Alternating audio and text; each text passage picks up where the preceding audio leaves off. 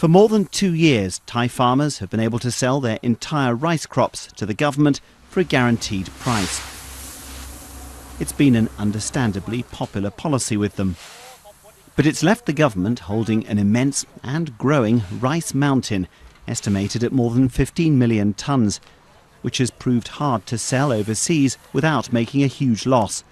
When I met the minister now in charge of the rice scheme 12 days ago, I asked him whether he was having any success in unloading Thailand's stocks. We have been doing pretty well lately, okay.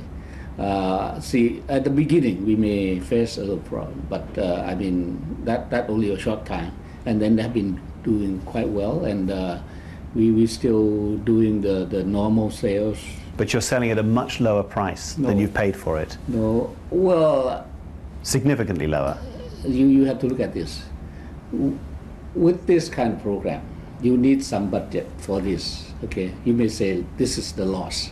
But even if the last scheme, the last government scheme, they also provide budget for this. And the amount of the subsidy are not that much different. Really? Okay? Yeah.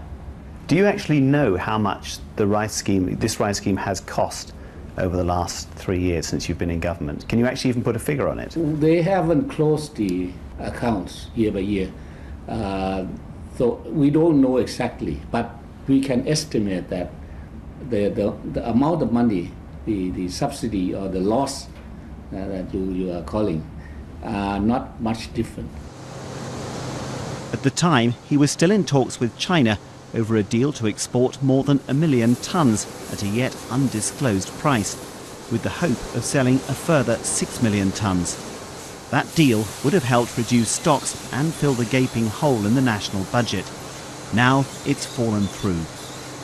This leaves the government with few options for paying farmers for their last crop in October. Until Parliament reconvenes, it has limited powers to raise funds. Angry, unpaid farmers have been protesting by blocking roads. Some have even joined the anti-government movement in Bangkok.